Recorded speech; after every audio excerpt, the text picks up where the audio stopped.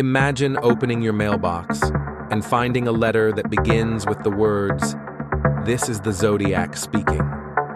The ink is fresh, the symbols are strange, and the chilling realization settles in. Someone out there is watching, someone who has already killed, someone who promises to kill again. Case file number 002. Name, the Zodiac Killer. Date, 1968 to 1974 and beyond. Location, Northern California, United States. Key mystery, a series of brutal murders, cryptic letters, and a taunting killer who was never caught. For over 50 years, the Zodiac Killer has remained one of America's most haunting, unsolved cases. But in 2025, new evidence could change everything. It begins on a cold December night in 1968. Two teenagers, David Faraday and Betty Lou Jensen, sit in a parked car on Lake Herman Road, a quiet stretch near Vallejo. The night air is still. The only sound is the distant rustle of wind through the trees.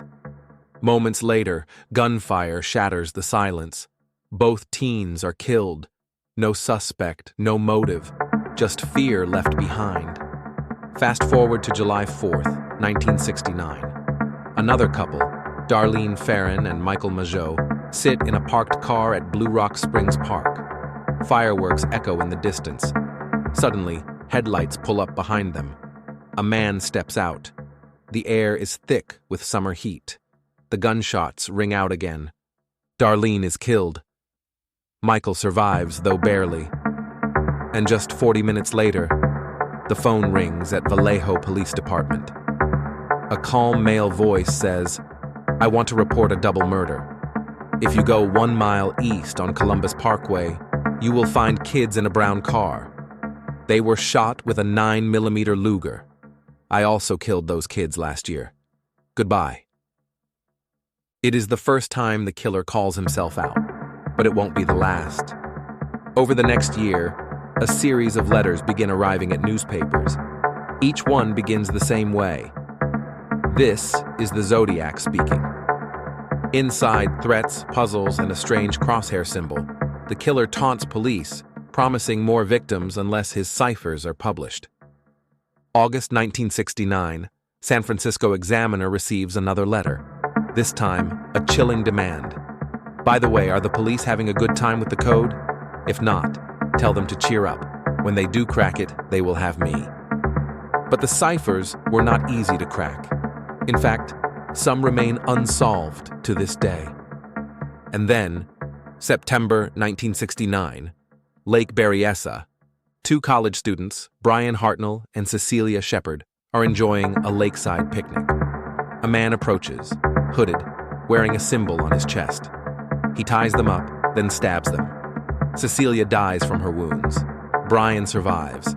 But the image of the hooded Zodiac becomes forever etched in true crime history. Finally, in October 1969, cab driver Paul Stine is shot in San Francisco. Witnesses see the killer wipe down the taxi before calmly walking away. The police arrive, but he vanishes into the city night. From 1968 to 1974, at least 5 confirmed murders, possibly more. Dozens of letters, several ciphers, and an identity that has never been confirmed. Let's pause here, because it's not just the killings themselves that haunt investigators. It's the evidence the Zodiac left behind. The letters and ciphers. The Zodiac's most infamous evidence is his written word. At least 18 letters and cards were mailed, many with bizarre ciphers. One of the most famous, the 340 cipher, wasn't solved until 2020 by a team of private citizens, over 50 years later. When decoded, it didn't reveal his name, but it did taunt investigators. I hope you are having lots of fun trying to catch me. The physical evidence. Fingerprints were lifted from the cab where Paul Stine was killed. A bloody print, partial but distinct, was found on the dividing panel. It remains one of the most tantalizing clues. There were also eyewitness sketches, descriptions of a heavy-set white male, around 35 to 45 years old, glasses, short hair. The DNA question. In the 2000s, DNA testing was attempted on stamps and envelopes believed to have been licked by the Zodiac. But contamination, chain of custody issues, and degraded samples left results inconclusive. Some profiles have been extracted, but no confirmed match. Now, in 2025, forensic experts are retesting those letters using advanced genealogy techniques, the same kind that solved the Golden State Killer case. Could Zodiac's family tree finally reveal his name? We may soon find out. For decades, suspects have emerged. Some believe the Zodiac was Arthur Lee Allen, a convicted sex offender who lived near the murder sites, owned weapons similar to those used, and was even named by multiple witnesses. But Allen's DNA and handwriting have never matched. Others point to Gary Francis Post, a man whose name surfaced in 2021 when a group of private sleuths called the Case Breakers claimed he was the Zodiac. They cited scars, military background, and cryptic clues hidden in letters. But law enforcement has never confirmed it. And then, there are the more controversial theories that Zodiac wasn't one man at all, but a group. Or that he continued killing long after the letters stopped, blending into other unsolved murders across California. So what do you think? Was the Zodiac an ordinary man hiding in plain sight? A disturbed genius who outsmarted investigators? Or is his true identity still waiting in a dusty evidence locker, just one DNA test away from being revealed?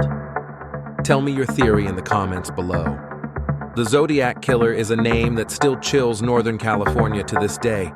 He mocked police, terrified citizens, and carved his mark into American history with a symbol that still haunts us. And yet, his story remains unfinished. Because after more than 5 decades, with new evidence and new technology on the horizon, this case is still open.